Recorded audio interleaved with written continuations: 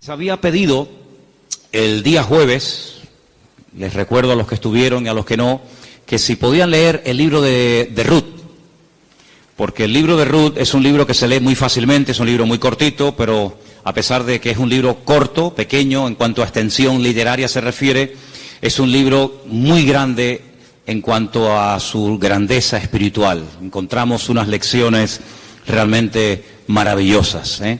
Así que en esta tarde vamos a disfrutar de la exposición de la palabra a través del libro de Ruth y vamos a orar en este momentito para pedir la bendición del Señor. Queremos, como siempre, dar la bienvenida a todos, especialmente a los que probablemente esta tarde estén por primera vez. Yo veo caras nuevas en esta tarde, espero que estén a gusto, que estén cómodos y que podamos disfrutar todos de la palabra del Señor en este momento. Padre Celestial, te damos muchas gracias por este tiempo hermoso de alabanza, de adoración que hemos tenido.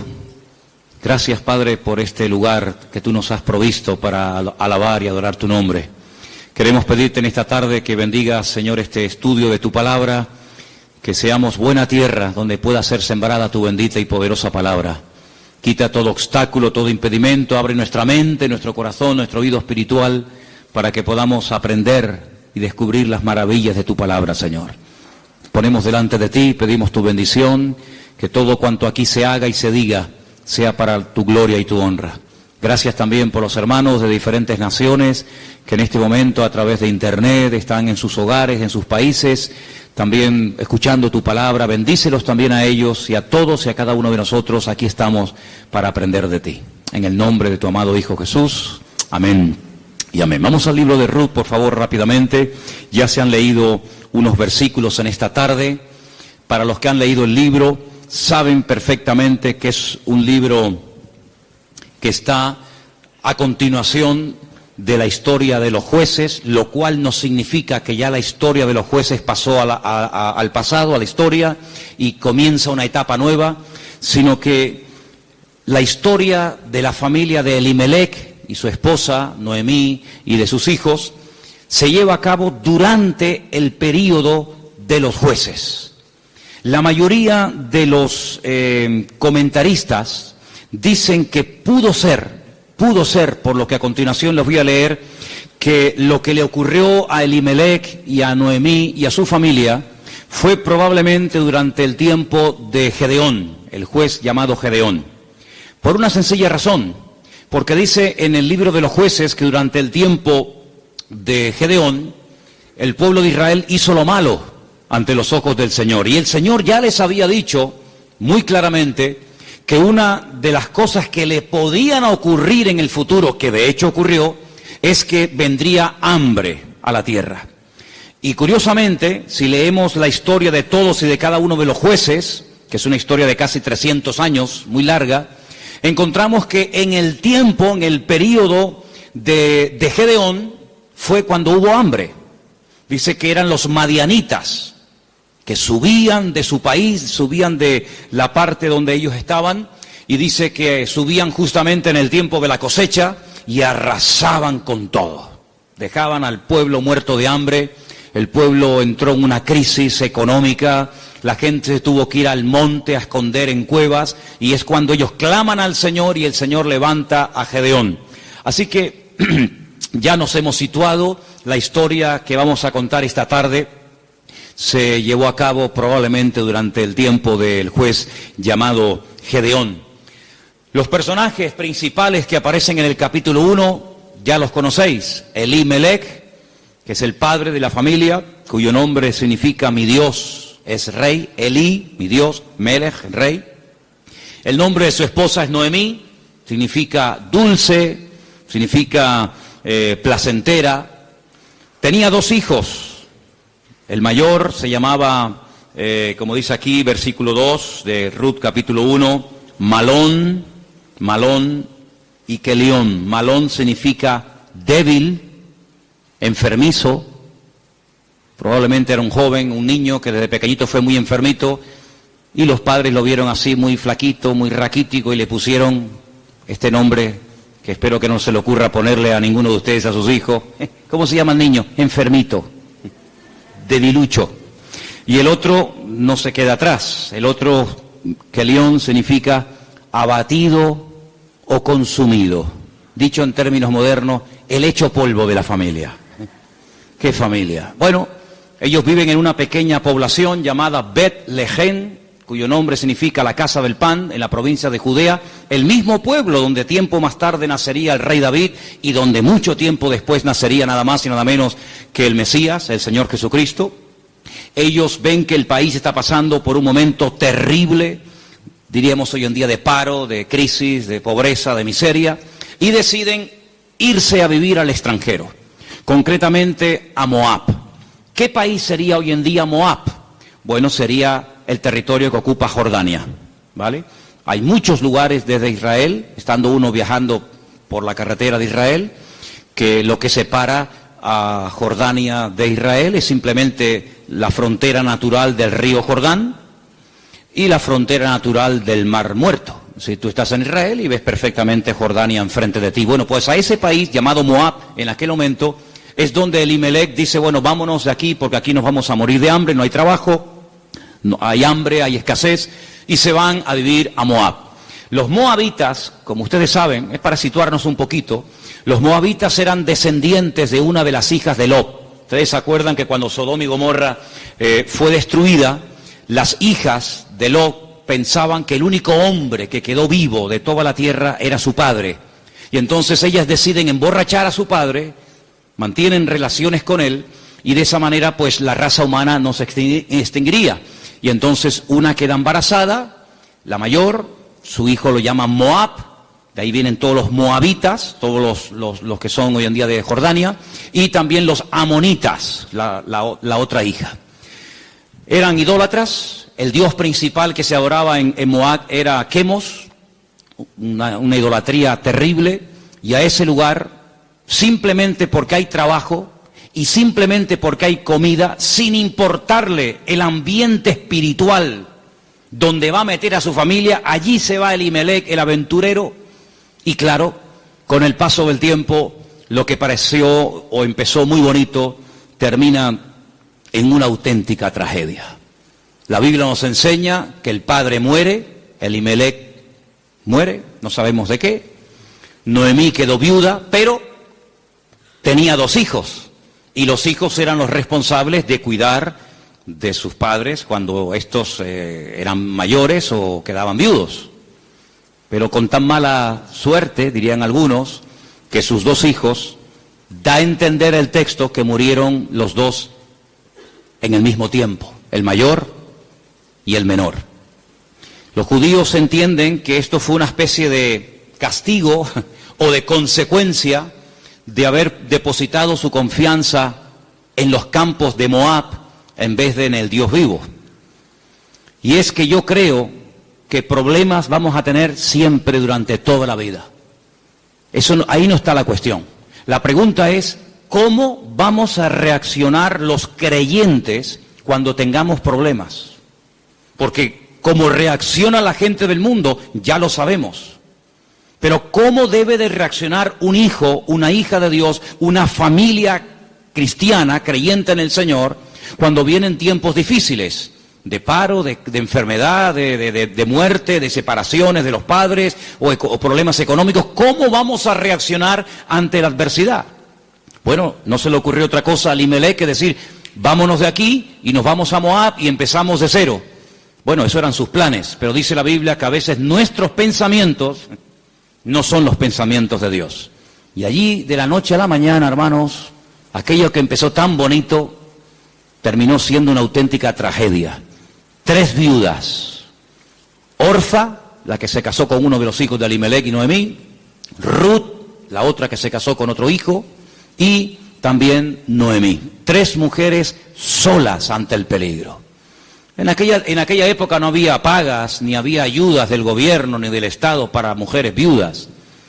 Ya el Señor en su palabra, como vamos a ver en esta tarde, había organizado un sistema para ayudar a los más necesitados, a los colectivos más desfavorecidos, como eran las viudas, los huérfanos, también, como no, los extranjeros. Vamos a verlo dentro de un momento.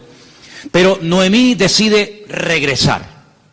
Ahora, si ustedes han leído detenidamente el libro, se van a dar cuenta que lo más probable es que las propiedades, sobre todo las tierras que eran en su día de Elimelec, él las tuvo que vender o hipotecar para poder marcharse con su familia al extranjero.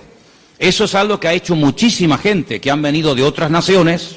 Tal vez en esta tarde hay alguien aquí entre nosotros que dice, pues eso es lo que yo he tenido que hacer. He tenido que hipotecar mi casa o pedir un préstamo a un banco o vender un terreno que yo tenía en Bolivia, en Argentina, en Ecuador, en Brasil o donde fuera para poder venir a España, a Europa y empezar una vida nueva. Evidentemente eso lo tuvieron que hacer ellas, porque después vamos a ver que efectivamente eso fue lo que pasó. Así que ya no tienen propiedades, ya no tiene marido, ya no tiene hijos y ahora no solamente está viuda, sino que ahora ya tiene unos cuantos años encima y el presente y el futuro es realmente terrible, terrible. Las dos nueras le dicen, no te preocupes, nosotras vamos a ir contigo, te vamos a apoyar, te vamos a sustentar, pero hay un momento en el que Noemí se vuelve y les dice las siguientes palabras. Estamos en Ruth capítulo 1. Noemí le dice en el versículo 8 a sus dos nueras, andad, volveos cada uno a la casa de su madre, que el Señor haga con vosotros misericordia, como la habéis hecho con los muertos, sí, con vuestros maridos y conmigo. Que el Señor os conceda hallar descanso, cada uno en la casa de su marido. Luego las besó y ellas alzaron la voz y lloraron. Realmente la tristeza, el desánimo, la depresión, la angustia, el miedo se había apoderado de estas tres pobres mujeres. Y ellas le dijeron, versículo 10, ciertamente nosotras, fijaros tan plural, nosotras iremos contigo a tu pueblo. Verso 11, Noemí les respondió y les dijo, volveos, hijas mías, ¿para qué habéis de ir conmigo? ¿Tengo yo más hijos en el vientre que puedan ser vuestros maridos? Volveos, hijas mías, e idos, porque yo ya soy vieja para tener marido. Y aunque dijese, esperanza tengo, y esta noche estuviese con marido, y aún diese a luz hijos, ¿habíais vosotras de esperarlos hasta que fuesen grandes?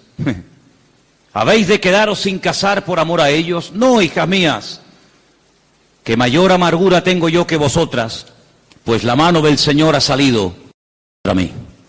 Ellas alzaron su voz otra vez, lloraron, y Orfa besó a su suegra, mas Ruth se quedó con ellas. Ay, amigo, ya se produce una ruptura.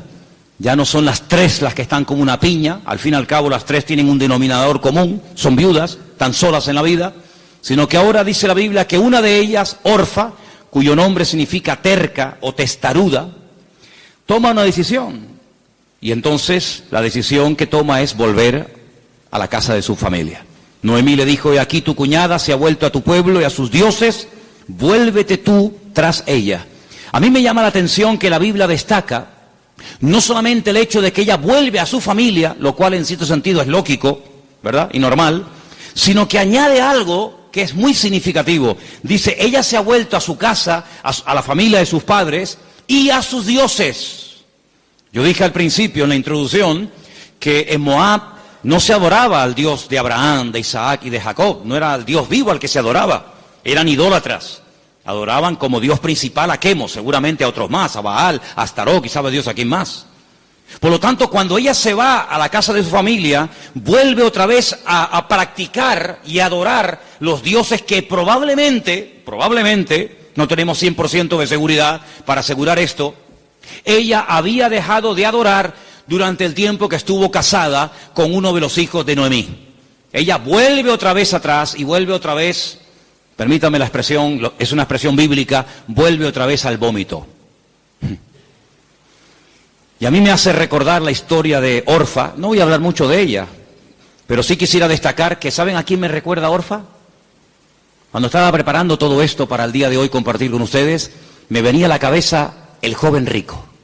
¿Os acordáis de la historia del joven rico? Un chico aparentemente que quería saber la verdad, que quería crecer, que quería respuestas a sus preguntas y a sus dudas. Y cuando el mismísimo Señor Jesucristo le dice, tú has hecho esto y esto y esto y esto, y está muy bien.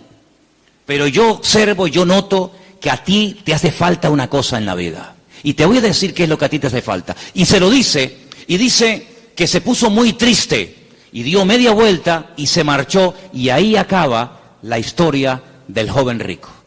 A pesar de que el Señor le dijo algo tremendo, ven conmigo. Pero él no estuvo dispuesto a pagar el precio. Viendo Noemí que una de sus nueras se ha vuelto atrás, a sus dioses, a su antigua vida, le dice a la otra que le queda, a Ruth, versículo 15, he aquí tu cuñada se ha vuelto a su pueblo y a sus dioses, vuelve tú tras ella. Y ahora viene una de las declaraciones más hermosas de toda la Biblia. Versículos que mucha gente sabe de memoria, porque son una declaración muy profunda de lo convencida que estaba, de lo dispuesta que estaba Ruth de no dar marcha atrás. Los leo, versículos 16 y 17. Ruth le dice, no me ruegues que te deje y me aparte de ti, porque a donde quiera que tú fueres, iré yo. Donde quiera que vivieres, viviré. Tu pueblo será mi pueblo, y tu Dios será mi Dios. Donde tú murieres, moriré yo, y allí seré sepultada. Así me haga el Señor y aún me añada, que solo la muerte hará separación entre nosotras dos. ¿Cuántos dicen amén?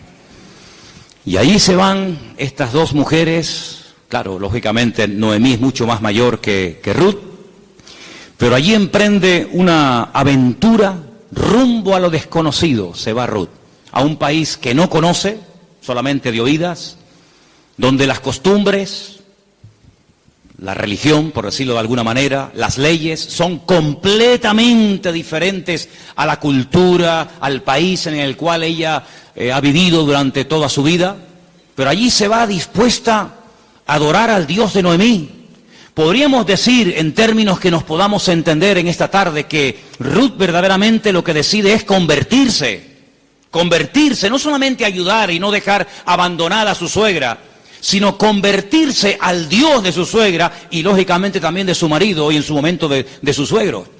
Tu pueblo será mi pueblo, tu Dios será mi Dios. El Dios monoteísta, el Dios que no acepta que se adore a otros dioses aparte de Él, sino que, como dice en su palabra, al Señor tu Dios adorarás y a Él solo servirás. ¿Cuántos dicen amén? Allí se va Ruth, rumbo a lo desconocido. Y saben, hermanos, hay un capítulo en la Biblia, que es el famoso capítulo de la mujer virtuosa de Proverbios, que si no me equivoco creo que es el capítulo 31, el último capítulo del libro de Proverbios, que se llama La mujer virtuosa, Eshet Hayil. Y Ruth es la única mujer en todo el Antiguo Testamento que recibe el título de Eshet Hayil, que significa mujer virtuosa. Es decir, que cuando leas el capítulo 31 de Proverbios y que te habla de la mujer virtuosa, tú dices, bueno, ¿y quién es una mujer virtuosa? ¿A quién puedo ver como punto de referencia en la historia de la Biblia para saber a lo que se refiere el Señor? Ahí la encuentras en el libro de Ruth. Una mujer sacrificada, trabajadora, fiel, que es capaz de renunciar a todo a cambio de nada, aparentemente. Una mujer que incluso está dispuesta a morir en tierra ajena. Y fíjate que me llamó la atención que José, que estaba muriendo fuera de su tierra, estaba muriendo en Egipto, antes de morir dice que él dio orden de que, como él sabía y anticipa proféticamente la liberación de la esclavitud de Egipto, él da orden para que sus huesos se los lleven con ellos cuando salgan milagrosamente de Egipto. Y dice la Biblia que lo hicieron así, y durante 40 años, hermanos, los israelitas estuvieron dando vueltas y vueltas en el desierto, cargando los huesos de José hasta que llegan a Canaán y logran darle una digna sepultura. Sin embargo, Ruth no dice, cuando yo muera, por favor, lleven mi cuerpo, lleven mis huesos a Moab, sino que ella dice, donde a ti te entierren, que me entierren a mí ahí también al lado tuyo. Sí, una mujer decidida, una mujer comprometida, en otras palabras, una mujer con las ideas claras. ¿Cuántos dicen amén? ¿Cómo vamos a reaccionar frente a la adversidad? Porque si huyeron de Israel, de Betlehem, huyeron a Moab para buscar una mejor vida, ahora la tortilla se ha dado la vuelta. Ahora cuando regresan, ya sin marido y sin hijo, y con unos cuantos años encima, sola, viuda y sin recursos, hipotecada hasta las cejas y con otra nuera que la acompaña, pues no piensen ustedes que el retorno fue mejor que la ida. Es más, dice la Biblia que cuando las vieron entrar por el pueblo de Betlehem, toda la ciudad se echó a la calle diciendo, madre mía, podríamos utilizar el refrán popular nuestro que dice, ¿quién te ha visto y quién te ve? La mujer salió, o las mujeres salían al encuentro a saludarla y le decían, Noemí, Noemí, tantos años sin saber de ti, vienes sin marido, vienes sin hijo, vienes enferma, golpeada, herida por la vida. Y ella decía, no, por favor, no me llaméis nunca más, no me llaméis más Noemí, porque yo no tengo placer, no tengo contentamiento, ya no me alegra, ya no me llena nada en la vida. Por favor, llamadme Mará, Mará, que significa mujer amargada o afligida. ¿Qué te parece? Y ahora uno dice, bueno, ¿y ahora qué? ¿Ahora qué? ¿A qué se van a dedicar estas mujeres? Ahora sí quiero que vayamos al libro de Levítico, donde hay unos versículos que pocas veces se leen, pero vamos a ver que son muy interesantes, porque en ese pasaje de Levítico, capítulo 19, del 9 al 10, no sé si ustedes lo tenían buscado, ¿no? Okay. Capítulo 19 de Levítico, vamos a leer una ley que solamente existía en el pueblo de Israel en aquel tiempo, y es una ley tan extraordinaria, tan increíble, que fue lo que ayudó en cierto sentido a restaurar la vida de Ruth y de Noemí en aquel nuevo país para ella. Levítico capítulo 19, versículos 9 y 10, el Señor dice en su palabra, cuando ciegues la mies de tu tierra, no segarás hasta el último rincón de ella, ni espigarás tu tierra segada. No rebuscarás tu viña, ni recogerás el fruto caído de tu viña. Para el pobre y para el extranjero lo dejarás, dice el Señor. ¿Qué es lo que hacía la gente? Cuando iba a coger la cosecha, arrasaban con todo. Y si se caía un racimo de uvas, o se caía una espiga de trigo, o de cebada, o de lo que fuera, daban marcha atrás y lo recogían. Y si alguien se metía en aquel campo después del tiempo de la siega, estaba pelado, no había nada. Sin embargo, el Señor dice, ustedes van a ser diferentes. Esto es una ley donde el Señor muestra su amor y su compasión por el pobre, por el huérfano, por la viuda, por el extranjero, por el que no tiene prácticamente ningún recurso para buscarse la vida, como el caso de Ruth y de Noemí. Entonces, cuando vayan a segar, no sean avariciosos, no quieran acapararlo todo. Oye, si se cae una espiga, déjala. Si hay un rinconcito que no quieres, digamos, cosecharlo, meter la hoz, déjalo ahí en un rinconcito, para que cuando ustedes terminen, pues puedan entrar los que no tienen tierra, los que no tienen trabajo, las viudas, los extranjeros, los pobres, los huérfanos, y puedan de alguna manera conseguir algo para llevarse a la boca. Y eso es lo que utiliza Ruth. Como ella sabe, evidentemente por los labios y por la influencia buena de Noemí sobre ella, le dice, vete a espigar, vete hoy a buscar la vida. Noemí, ¿a dónde va a ir la pobre? Si la pobre ya está vieja, está enferma, está cansada, está desanimada, pero allí se va Ruth. Y si ustedes han leído el libro, dice que se va antes de la salida del sol y cuando llega la noche aún está espigando en el campo. Es increíble. Ella podía haber recogido menos, pero ella está recogiendo para ella y también para su suegra Noemí. Y hay un momento en el que la invitan a comer. El dueño del terreno, un tal Booz, del cual hablaremos ahora, dice, ¿esta mujer quién es? Dice, esta es la nuera de Noemí, lleva todo el día trabajando. Dice, denle de beber agua. Y cuando llega la hora del almuerzo, cuando llega la hora de la comida, la Biblia dice que la invitan a comer. Y ella dice que comió hasta saciarse, pero hay un momento en el que le sobra comida, y en vez de tirarla a la basura, como la mayoría de la gente hace cuando le sobra comida, dice que ella la guarda. Y cuando llega a la noche a la casa de Noemí, dice que le enseña un efa. Un efa son 35 kilos. en este caso de cebada, y dice, mira, esto es lo que yo hoy he espigado, después lo he tenido que desgranar para hacer la harina, y no solamente eso, sino que te traigo la comida que me sobró al mediodía, te la traigo para que tú comas. Cuando le pregunta a la suegra, ¿en qué campo tú has estado hoy? ¿Dónde has trabajado? Y le dice, he trabajado en el campo de un tal Booz, y me ha tratado muy bien. Le ha dado orden a sus criados, a los jornaleros, de que no se metan conmigo, de que no se rían de mí, de que me traten bien, de que no me hagan pasar vergüenza. Y le dice Noemí, pues si en ese lugar te ha ido bien, sigue ahí. Eso me llamó mucho la atención. Dice, no cambies de campo. Si en un sitio te ha ido bien, ¿para qué ir a otro sitio? Ayer estábamos en el sur y hablando con un señor venezolano que ha montado un negocio, me dijo una frase que yo en mi vida había oído y nos gustó mucho y nos impactó. Y dijo, nunca vuelvas al lugar donde un día fuiste feliz. Porque si vuelves a un lugar hace años donde fuiste feliz, nunca más volverás a experimentar la felicidad que añoras. Oye, me impactó aquello. Y me vino a la cabeza el texto que dice, nunca digas que los tiempos pasados fueron mejor que el tiempo presente. Dice, porque no hablarás con sabiduría. Pero Noemí se da cuenta de que hay un hombre que se llama Booz, y resulta que se da cuenta la viuda Noemí de que ese tal Booz, cuyo nombre significa mi fortaleza, resulta que es Goel. Ahora hablaremos de esta palabra, que es una palabra de vital importancia en la Biblia. Apréndanse esa palabra. Viene del verbo Gaal. El verbo Gaal en hebreo significa libertar. Goel es la palabra que se traduce al castellano por la palabra redentor.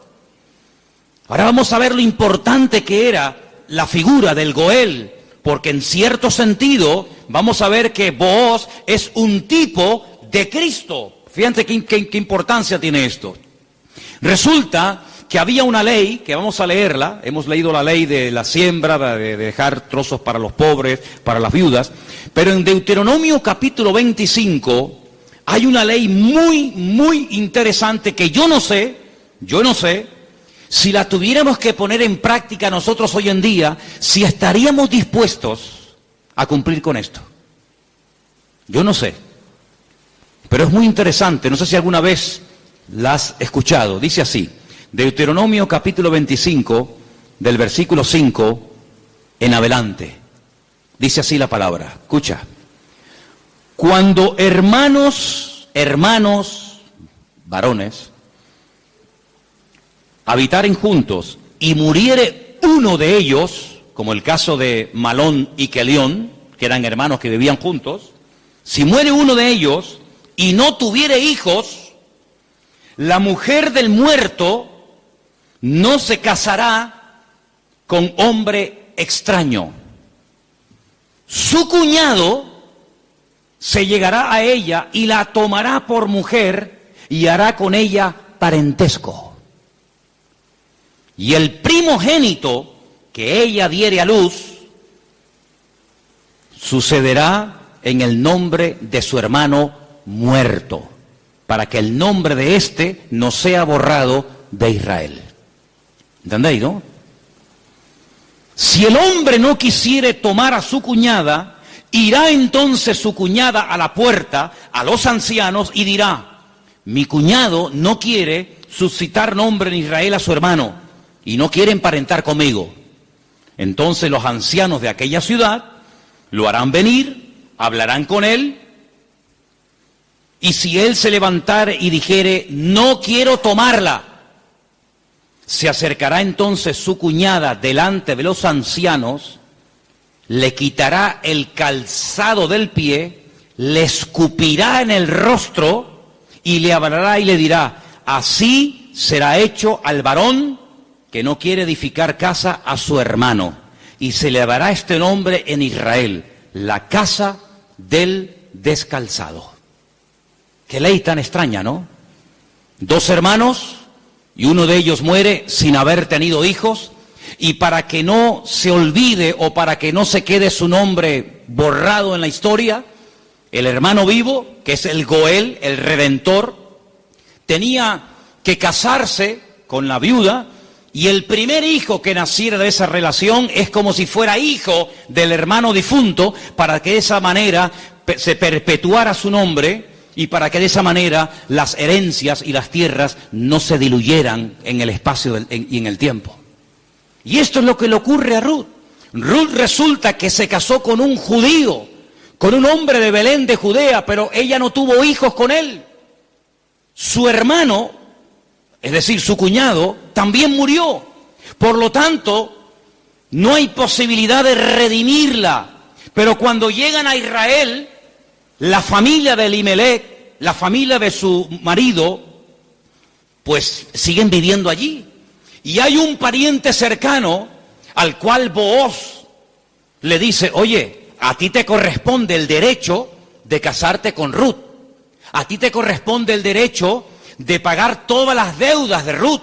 A ti te corresponde recuperar el patrimonio y las tierras que en su tiempo tuvieron que venderse para que esta familia tuviera que irse al extranjero. Es decir, te haces cargo de la tierra, te haces cargo de las deudas y te haces cargo de la viuda. Y este dice, de eso nada.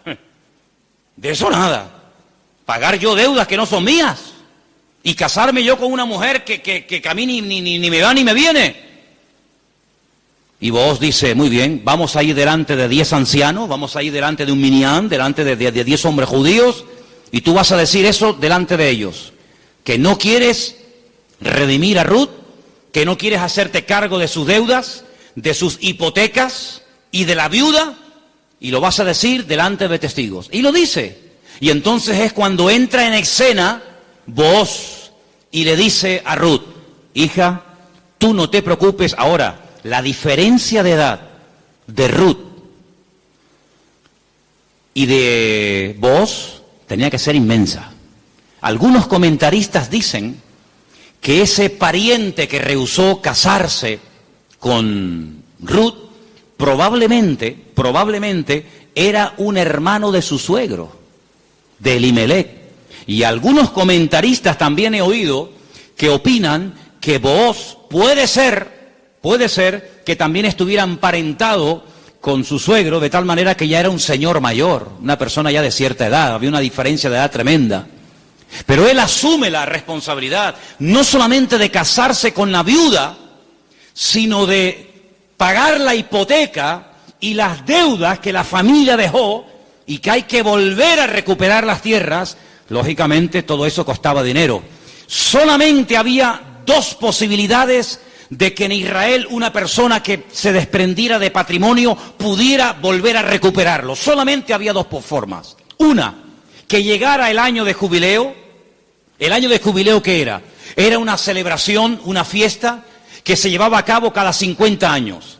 A los 50 años las deudas quedaban anuladas. De ahí viene una parte del famoso Padre Nuestro. Padre Nuestro, perdona nuestras deudas, como nosotros también perdonamos a nuestros deudores.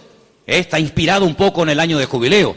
Los que eran esclavos, se les daba la libertad. Si alguno no quisiera, había todo un proceso para poder volver a retenerlo.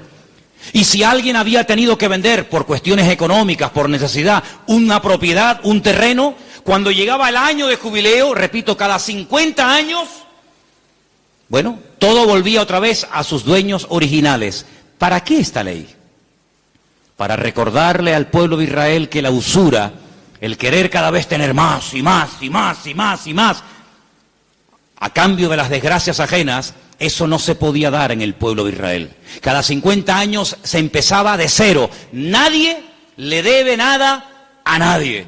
Los ricos no iban a ser cada vez más ricos y los pobres cada vez iban a ser más pobres. De esa manera era una ley justa, una ley donde se le daba oportunidad al que se había endeudado y jamás iba a poder pagar las deudas. Fíjate qué terrible la ley de los desahucios en España.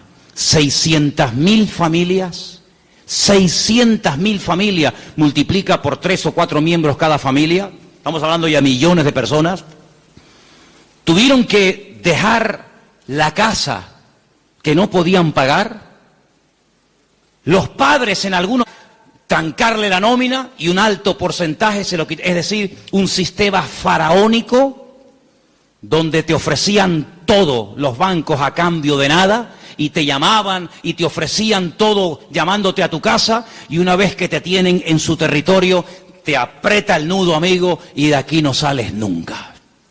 El sistema del faraón en los tiempos modernos. En vez de faraón, llámalo como quieras. Sin embargo, Dios en su palabra jamás iba a permitir que su pueblo cada vez fuera de mal en peor, endeudándose de tal manera que al final era imposible hacer frente a semejantes deudas. Y una cosa también muy importante, aunque no es el tema a tratar, entre hermanos no se podían dar préstamos con intereses. Ustedes saben que hay personas que están pagando muchos años y todavía la deuda no se ha pagado. Lo que están pagando es simplemente parte de los intereses, porque son tan elevados que por una regla de 3, cuanto más pagas, más debes. ¿Cómo se come eso, hermano? Así que la única forma de recuperar una tierra que se había vendido era llegar al año de jubileo. Pero ¿quién le aseguraba al que había vendido una propiedad, ponte que tuviera 40 o 50 años, que iba a durar otros 50 años para recuperar la tierra? Era prácticamente imposible, impensable, pero luego había otra forma.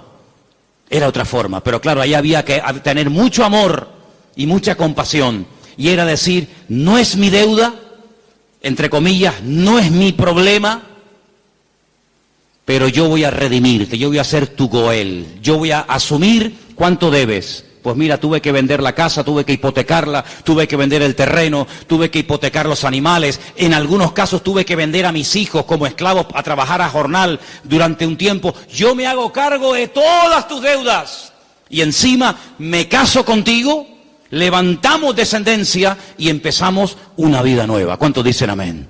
Bueno, hermano, eso fue lo que hizo el Señor Jesucristo por todos y cada uno de nosotros, ¿sí o no? Cuando vinimos al Señor, la inmensa mayoría de los que estamos aquí y muchos de nosotros, ¿cómo vinimos al Señor? ¿En nuestro mejor momento? Yo pienso que la mayoría de los que nos hemos convertido al Señor, cuando vinimos a los pies de Cristo, vinimos en nuestro peor momento.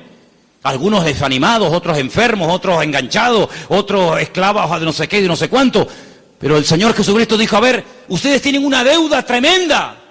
Y una deuda no con un banco, no con una financiera. Ustedes tienen una deuda conmigo.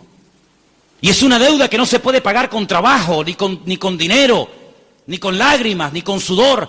Es una deuda que solamente se puede pagar con sangre. Pero no cualquier sangre, sino con la sangre preciosa de Jesucristo.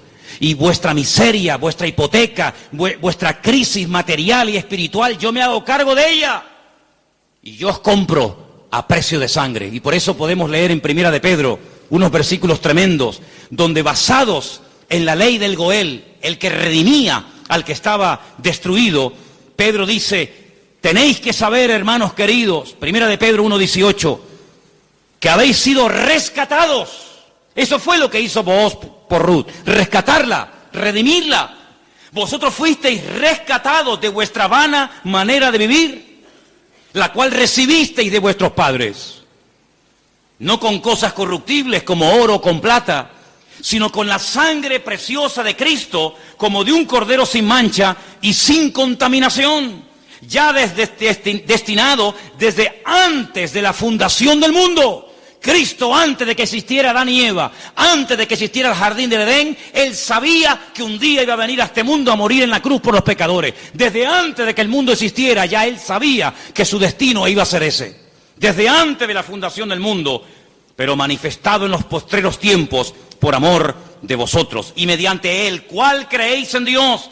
Quien le resucitó de los muertos y le ha dado gloria, para que vuestra fe y esperanza sean en Dios. ¿Cuántos dicen amén? Este Booz es un hombre tremendo. Es un hombre que dice, bueno, yo soy rico, tengo tierras, tengo de todo. ¿Qué necesidad tengo yo de meterme ahora, permítame, en estos líos? Asumir deudas que yo no contraje. Si Elimelech hipotecó sus tierras y tuvo que vender sus casas, ¿a mí qué me importa? Diría alguno. Y si tuvo que irse al extranjero a buscarse la vida, y si allí murió él y sus hijos, y ahora hay una serie de mujeres que están las pobrecitas sin nada en la vida, ¿yo qué tengo que ver con todo esto? Pero Booz no es un hombre frío, insensible. Booz es un hijo de Dios. Y los hijos de Dios tenemos corazón, no solamente cabeza. ¿Cuántos dicen amén? Hay que tener corazón. Hermanos, en las vestiduras del sumo sacerdote, que las tenéis ahí si queréis ver cómo eran. El sumo sacerdote llevaba en su pecho los nombres de la familia de Israel, las tribus de Israel, Judá, Benjamín, Zabulón. Y el sumo sacerdote decía, pero si yo no soy de la tribu de Judá, ¿yo para qué tengo que llevar el nombre de una familia que no es la mía? ¿Por qué tengo yo que llevar en mi pecho el nombre de la tribu de Zabulón? Si yo soy levita.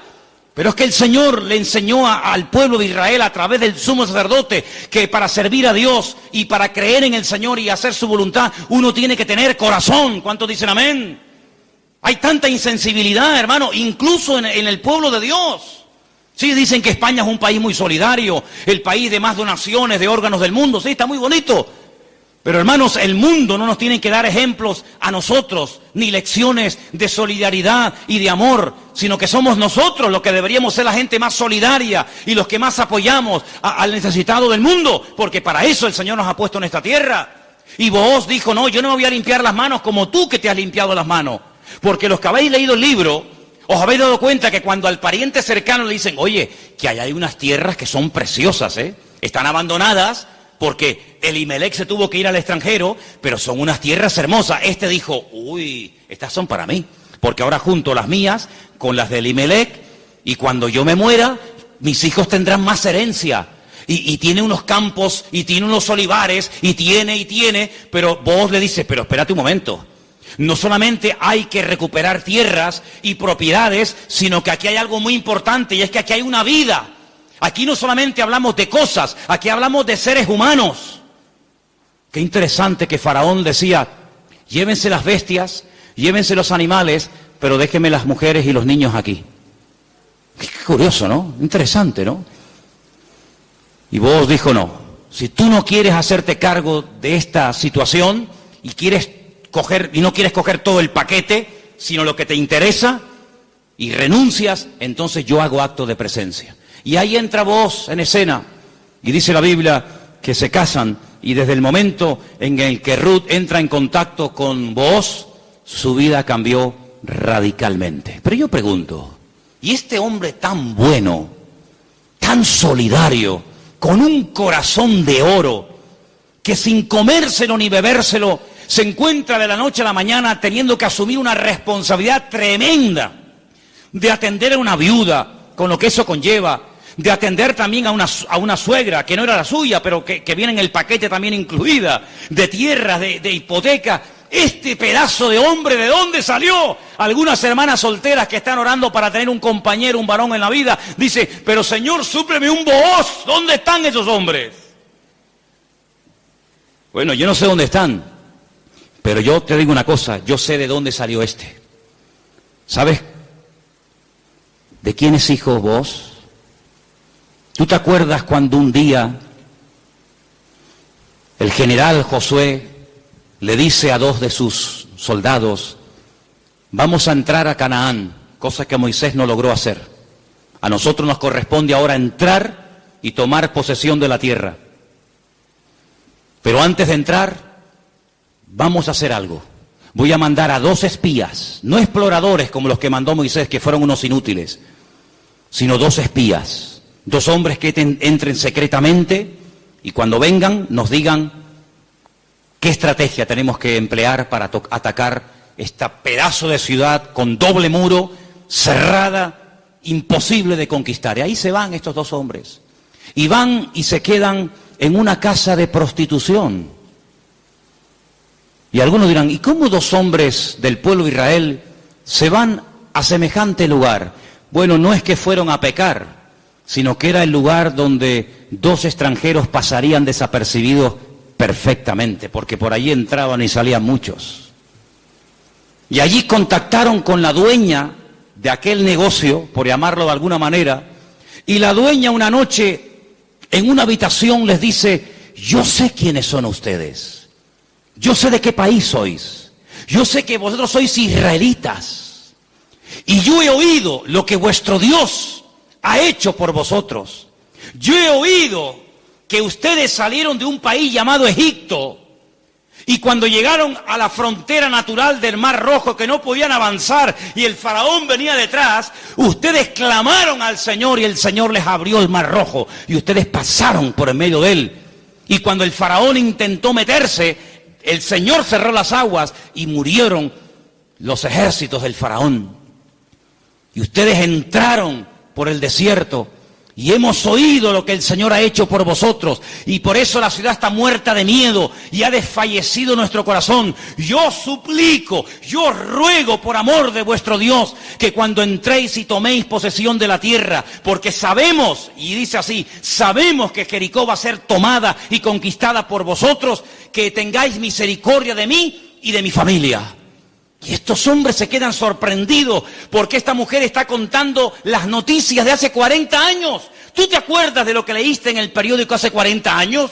Bueno, algunos dirán, pero si yo no tengo más que 25. ¿Pero alguien se acuerda aquí de lo que leyó en un periódico hace 40 años?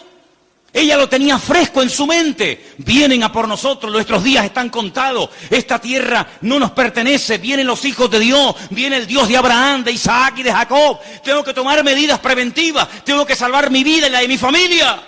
Y los espías le dicen, vamos a hacer algo. Si tú no te chivas, si tú no dices que hemos estado aquí, si tú no vas ahora con el cuento al capitán de la guardia o al rey de Jericó, sino que tú mantienes el secreto. Y el día que nosotros entremos en la ciudad, tú estás dentro de la casa, con toda la familia que quiere ser salva, nosotros te protegeremos a ti y a toda tu familia. Y como va a ser esto algo tremendo, porque aquí va a haber una conmoción, un terremoto, esto va a ser un cataclismo terrible, y una ciudad tan enorme, para saber diferenciarla de tantas casas, coge este trapo de color rojo, lo amarras ahí por fuera de la ventana. Yo le diré a los soldados cuando entren a tomar posesión de Jericó, que donde hay un trapo rojo colgado ahí en la ventana, ahí no entren, que esa es la casa de Rahab, la ramera. Y dice la Biblia que ella vivía entre un trozo del muro y el otro, entre muro y muro. Toda la ciudad cayó, no cayeron los muros de Jericó, hermano, ¿sí o no? Cayeron los muros de Jericó, pero la casa de Rahab no cayó, pero no estaba en el muro. Pero el que confía en el Señor verá cómo caen a su lado 1000 y 10.000 a su día. Mas a ti no llegará, dice la Biblia. Toda la ciudad cayó, hermano, como añicos. Pero la casa de Rahab se quedó ahí. Y ella se va a vivir con su familia al pueblo de Israel. Y se casa, dice la tradición, con uno de aquellos espías que se llamaba Salmón. No es que se casó con un pescado. Se casó con un señor que se llamaba Salmón. Y queda embarazada. Y cuando da luz, nace nada más y nada menos que un hijo que le pusieron Booz. Ay, amigo, así que Booz era el hijo de Rahab, la de Jericó. Sí, amigo. ¿Qué te parece? ¿Cómo una persona puede cambiar la vida cuando pone su mirada y su confianza en las manos del Señor? De ser una mujer como era en Jericó, a lo que llegó a ser cuando lees el árbol genealógico, los antepasados de Cristo, en Mateo capítulo 1, te encuentras que en el árbol genealógico de nuestro Señor Jesucristo aparece nada más y nada menos que Rahab, aquella mujer salvada milagrosamente de la destrucción de la ciudad de Jericó. Es que en el libro de Ruth hay algo que predomina, hay un hilo conductor que lo encuentras por todas partes, y es que nuestro Dios es un Dios que es un especialista en restaurar vidas destrozadas. ¿Cuántos dicen amén? No solamente es un Dios que echa fuera demonios y un Señor que levanta al caído y un Dios que sana a los enfermos y que salva a los pecadores, sino que es un Dios que le encanta restaurar vidas destrozadas, y cuanto más difícil, mejor lo hace. ¿Cuántos dicen amén? Dile al que está a tu lado, nuestro Dios es un Dios que restaura las vidas. ¡Aleluya! Nuestro Dios restaura las vidas. ¡Aleluya! Vos, el Goel, el Redentor, asume sus responsabilidades, sabe que el primer hijo va a ser considerado no como suyo, sino como hijo del difunto, del marido de Ruth, pero no le importa, porque él no se quiere llevar la gloria en ningún momento, sino que él quiere hacer la voluntad del Señor, aunque el precio a pagar sea ese. Y por querer preservar el nombre, la memoria, el recuerdo del primer marido de Ruth, este hombre pasa a la historia por ser un gran hombre de Dios. ¿Te das cuenta? Lo que uno siembra es lo que uno cosecha. ¿Cuántos dicen amén? Ahora, no solamente el Goel, el Redentor, era el responsable de pagar las deudas del difunto y recuperar las tierras y casarse con la viuda, sino que hay un elemento que quiero mencionarlo de pasada, no aparece en el libro de Ruth, pero lo quiero comentar, y es que era el responsable de vengar la sangre, era el vengador de la sangre. Es decir, si por ejemplo al marido de Ruth lo hubieran matado, en vez de morir de una enfermedad, como aparentemente parece que murió, lo hubieran matado, Booz tenía la obligación de vengar la sangre del marido de Ruth. Era el que vengaba la sangre derramada inocentemente por cualquier persona. Pero eso no lo quiero tocar, pero también entra dentro de la responsabilidad del Goel. Ahora, hay 3 versículos que vamos a leer en esta tarde, que son muy bonitos y muy interesantes, y por favor presten atención. Salmo 119, 154. Defiende mi causa y redímeme, vivifícame con tu palabra. Vuélvelo a leer otra vez, por favor. Defiende mi causa y redímeme, vivifícame con tu palabra. La figura del Redentor, la figura del Goel, estaba tan impregnada en la cultura judía, en la cultura bíblica, que los salmistas, los que escriben salmos y otras porciones de la Biblia, conociendo la importancia de este personaje tan trascendental para poder restaurar vidas destruidas, se inspiran en esa figura, y entonces el salmista, que seguramente es el autor del Salmo 119, el rey David, dice: redímeme, sé tú mi Goel. Fíjate qué importante era la figura del Goel en aquellos tiempos. Proverbios 23:11, por favor. Porque el defensor de ellos es el fuerte, el cual juzgará la causa de ellos contra ti. Ahí está, el Señor haciendo las veces del fuerte, del protector, del que cuida, del que redime, del que ayuda a levantar al que ha tropezado y caído. Realmente es algo realmente extraordinario. Y el último texto, Isaías 41:14. No temas, gusano de Jacob, oh vosotros los pocos de Israel, yo soy tu socorro, dice Jehová, el Santo de Israel es tu Redentor. Amén, el Santo de Israel es tu Goel, es tu Redentor. Él es el que se va a encargar. Ahora, hermano, déjeme que les diga algo. El Goel, el Redentor, ¿de qué se hacía cargo? ¿Solamente de la viuda? ¿Solamente de las deudas? Se hacía cargo de todo. El primero renunció porque quería parte de la tierra, pero no quería asumir la responsabilidad de casarse con la viuda. Booz dice: no, todo o nada. Las deudas, las hipotecas, lo que se perdió, y también de la viuda. Y hermanos, el Señor Jesucristo, cuando ha venido a nuestra vida, ¿de qué se ha hecho cargo? ¿De perdonar solamente nuestros pecados? Bueno, gloria a Dios, si solamente hubiera hecho eso el Señor, perdonar nuestros pecados y prometernos la vida eterna, bueno, gloria a Dios. Pero es que hay mucho más que eso. Es que con la salvación, con la conversión, no solamente va incluido el perdón de mis pecados, sino la protección física y espiritual de mi vida. Y Él ha prometido suplir todas mis necesidades. ¿Por qué? Porque es mi Redentor, porque es mi Goel. ¿Quién iba ahora a darle comida y vestido y atender y cuidar y mimar y amar a Ruth? Pues tú, que para eso te has casado con ella, el Goel, el Redentor. Bueno, pues eso es lo que el Señor ha hecho con nosotros. En ciertos sentidos, como que se ha casado Dios con su pueblo. A su pueblo le llama su cuerpo. Ese cuerpo tiene una cabeza que es Cristo. Y Él es el que se encarga de todos y de cada uno de los detalles de nuestra vida. Entonces yo no entiendo cuando hay creyentes que tienen una fe muy grande para una cosa y luego para otro dudan. Pero que el Señor se ha hecho cargo y ha comprado todo.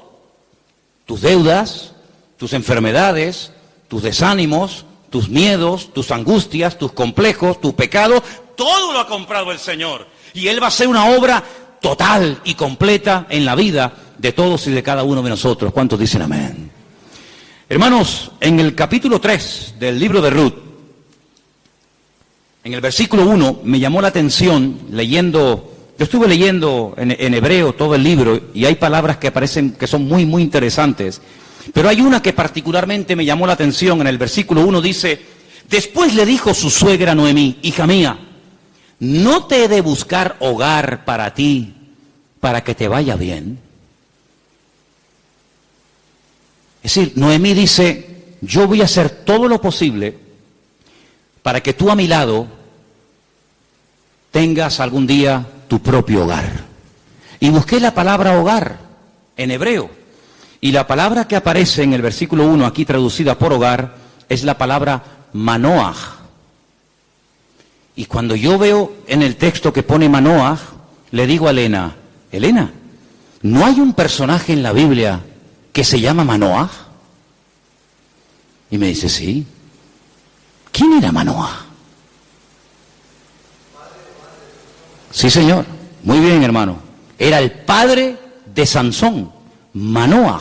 Y digo, voy a buscar lo que significa Manoah. Y resulta de que me encuentro que la palabra hogar, Manoah, se puede traducir por descanso, tranquilidad, reposo, quietud y otros tantos sinónimos. Y me pongo a buscar versículos en la Biblia, solamente vamos a leer 2. Me pongo a buscar versículos en la Biblia donde aparece la palabra Manoah y me quedé sorprendido, porque una de las primeras veces que aparece la palabra Manoah, traducida aquí en el texto castellano-español por la palabra hogar, es en Génesis 8:9, y os vais a quedar sorprendidos, porque tiene que ver con un pájaro, tiene que ver con un animal. ¿Lo tenéis? Génesis capítulo 8, versículo 9, y dice así. ¿Lo tienen, chicas? ¿Sí? Vamos. Y no halló la paloma donde sentar la planta de su pie, y volvió a él al arca, porque las aguas estaban aún sobre la faz de la tierra. Entonces él extendió su mano y tomándola, la hizo entrar consigo en el arca. Noé no podía consultar el parte meteorológico, no tenía ordenador dentro del arca, no tenía WhatsApp y decir, oye, por ahí donde tú vives, bueno, es que no podía decir eso, porque no había nadie con vida fuera del arca. ¿Y cómo consulto, cómo me atrevo yo a abrir la puerta del arca y si se me entra el agua adentro? Llevaba un año dentro de aquel barco, ¿salgo o no salgo? Es que antes de salir hay que tomar medidas preventivas. No te tires a la piscina si no hay agua. No, hermano, eso es fe. No, eso es locura. Eso no es fe. Usted va a la piscina y está vacía. Pero dice, hermano, el justo por la fe vivirá. Y yo le diría, descanse en paz, hermano. ¡Pum! Ahí se quedó el hermano. Uy, le falló la fe. No, le falló la cabeza. Eso no es fe. Eso es un disparate. La fe no es locura. La fe es certeza. Es convicción, no es disparate, ni locura, ni emoción, ni sentimiento. Es seguridad de que lo que voy a hacer, mi Dios me ha dicho que lo haga. Ahora, una cosa es que el Señor me diga, tírate a la piscina, pero no hay agua. Si tú me lo dices, yo me tiro. Pero si tú no me lo dices, yo no me tiro ni loco. ¿Cuántos dicen amén? Muy bien. Noé dice, la única forma de comprobar es mandando una paloma. Y dice que abrió la ventana, la única ventana que había en el arca, suelta la paloma, y dice que la paloma no halló lugar donde reposar. Claro, estaba todo anegado en agua, todavía no había bajado el nivel de las aguas, y ahí aparece la palabra Manoah. No había reposo, no había un lugar donde poder decir, bueno, aquí me quedo, y aquí crío mis polluelos, y aquí me hago mi palomar, y no sé qué, no sé cuánto. No había. ¿Por qué? Porque las circunstancias todavía no estaban preparadas para salir del arca. Y otro versículo muy conocido, que ustedes se lo saben de memoria, donde aparece la palabra Manoah, es en el Salmo 23, versículo 2. Leamos, si queréis, el 1 y el 2. Salmo 23, 1 y 2. Que se lo saben de memoria, ¿sí o no? Que dice, vamos, dale. Jehová es mi pastor, nada me faltará. En lugares de delicados pastos me hará descansar. Junto a aguas de reposo me pastoreará. Junto a aguas de reposo. Allí donde hay calma, donde hay quietud, allí me pastoreará el Señor. Una de las características del Señor es que lo que hace el Señor trae al corazón reposo, tranquilidad, paz. ¿Cuántos dicen amén? Donde hay paz, está el Señor. Donde no hay paz, dudo mucho de que el Señor esté. El apóstol Pablo le decía a los corintios, lo que yo les he enseñado es para poner orden en la iglesia, porque esto me lo dijo el Señor que compartiera. Porque en nuestras iglesias lo que caracteriza a nuestras congregaciones es el orden. Pero si alguien quiere ser contencioso, allá él. Por lo tanto, hermanos, lo que Noemí le está diciendo a su nuera, Ruth, es que el anhelo de su corazón es que Ruth logre tener algún día un reposo, que logre tener un sitio de tranquilidad donde sea feliz. Y por eso se traduce por la palabra hogar. Y yo pregunto una cosa, ¿y tu hogar cómo está esta noche? ¿Tu hogar es un lugar de reposo? ¿Tu hogar es un lugar de calma y de quietud y de paz? Porque si no lo es, la culpa no la tiene Pedro Sánchez, que dimitió ayer. ¿O también se la vamos a echar a él? La culpa no es de la izquierda ni de la derecha. Cuando no hay shalom bay, como dicen los judíos, cuando no hay paz en el hogar, ¿quién tiene la culpa? La cabeza. Así que la responsabilidad principal del hombre en el hogar es traer paz al hogar. Y si no la hay, ya sabes lo que tienes que hacer. Entra en tu aposento y tu Padre que te ve en lo secreto te recompensará en público. Si no tienes recompensa en público, es porque hace mucho tiempo que no estás en lo secreto, en lo escondido con Dios. ¿Cómo reaccionamos ante la adversidad? Es el título del mensaje de hoy. ¿Cómo reaccionamos cuando algo va mal? Siempre tenemos la tendencia de echarle la culpa a algo o a alguien. Si no es el pastor, es la mujer del pastor. Si no es la derecha, es la izquierda. Si no es el frío, es el calor. Si no es el que se fue, es el que se quedó. Siempre buscamos un chivo expiatorio al que echarle la culpa. Noemí, hay un momento cuando ella regresa del extranjero que le dice a la población de Betlehem: no me llaméis Noemí, porque la mano del Señor se ha vuelto contra mí. La mano del Señor no está contra ninguno de sus hijos. Simplemente que hay un trato, hay circunstancias, hay situaciones en la vida por las cuales tendremos que pasar, nos guste o no. Pero no tenemos que tener ningún temor, porque lo que permita el Señor en nuestra vida, todo absolutamente está bajo la mano y el control de nuestro Dios. ¿Cuántos dicen amén? Y eso fue lo que consiguió Ruth. Un hogar de paz, de quietud y de calma. Y quiero terminar leyendo unos versículos del libro de Ruth, capítulo 4, versículo 11, que fue la bendición que pronunciaron, la bendición que le dieron a los que se casaban ese día, a Ruth y a Booz. Capítulo 4, versículo 11. Dijeron los que estaban allí congregados, los testigos, todos los que estaban en el pueblo, desde el pueblo a la puerta con los ancianos, dijeron: testigos somos. El Señor haga a la mujer que entra en tu casa como a Raquel y como a Lea, las cuales edificaron casa de Israel, y tú seas ilustre en Efrata y seas de renombre en Belén, y sea tu casa como la casa de Fares, el que Tamar dio a luz a Judá, por la descendencia que de esta joven te dé el Señor. Y Booz tomó a Ruth, y ella fue su mujer, y se llegó a ella, y el Señor le dio que concibiese y diese a luz un hijo. Y hermanos, los últimos versículos del libro de Ruth dicen así, el verso 21, Salmón, el papá de Booz, es decir, el suegro de Ruth, engendró a Booz. Booz engendró a Obed, que significa servidor, el que sirve al Señor.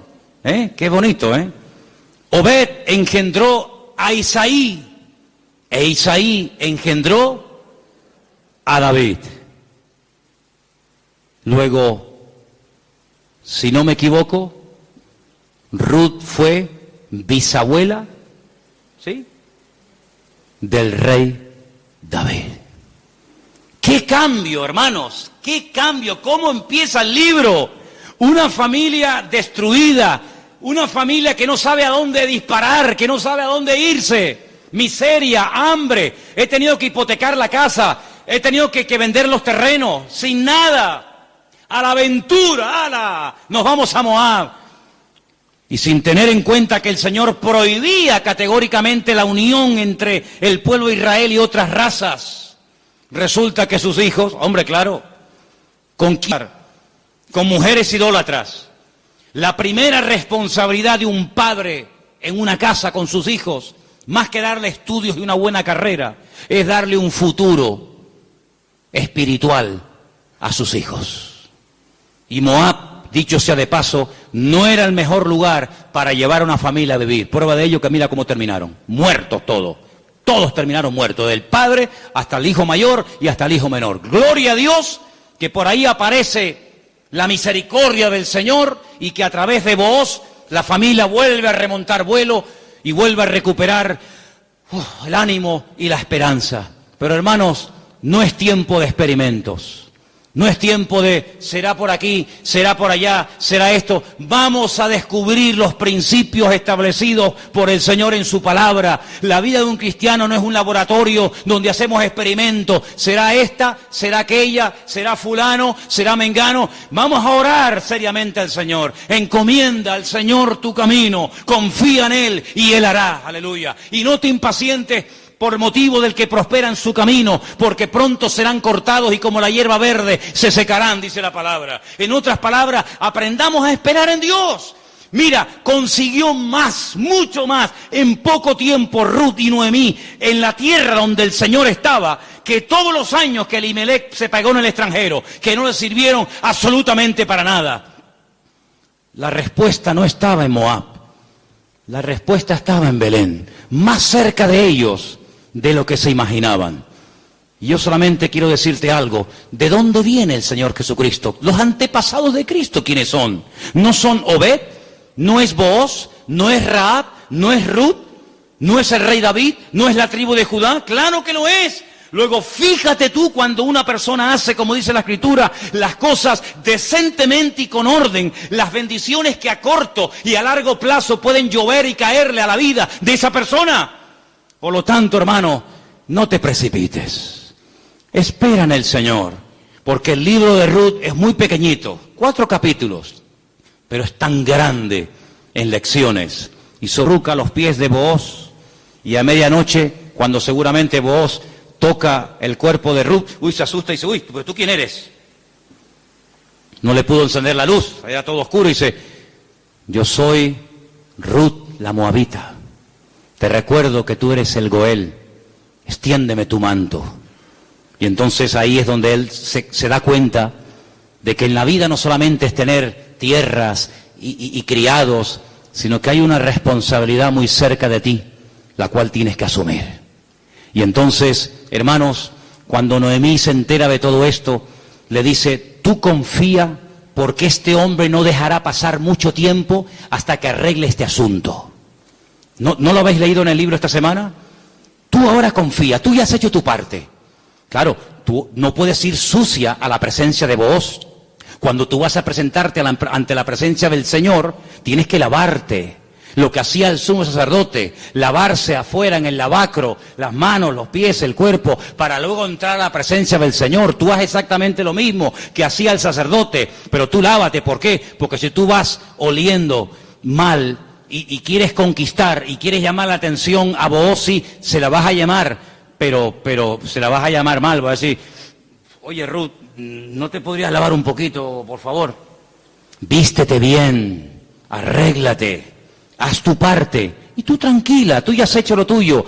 Yo te aseguro de que este hombre no dejará pasar mucho tiempo hasta que este tema sea solucionado. Hermanos, si esa era la confianza que tenía Noemí en Booz, al ser un hombre de Dios, que al percatarse, al estar informado de una situación que solamente él podía solucionar, ¿cuánto más nuestro Padre Celestial nos dará las cosas que nosotros pedimos y pedimos con fe si sabemos esperar en Él? No dejará pasar mucho tiempo el Señor hasta decir, yo asumo mis responsabilidades, y mi responsabilidad es ser tu pastor, proveer tus necesidades, cuidarte y protegerte todos los días de tu vida. Si Booz se encargó de Ruth, ¿cómo no se va a encargar nuestro Goel, nuestro Redentor, nuestro Rey de Reyes y Señor de Señores, de tus hijos, de tu esposa, de tu trabajo, de tu salud, de tu familia, cuando Él es el Señor Todopoderoso que todo lo sabe, todo lo conoce, y ni siquiera hemos abierto la boca y ya el Señor sabe lo que mi vida necesita? Por lo tanto, ese fuerte aplauso a nuestro Goel,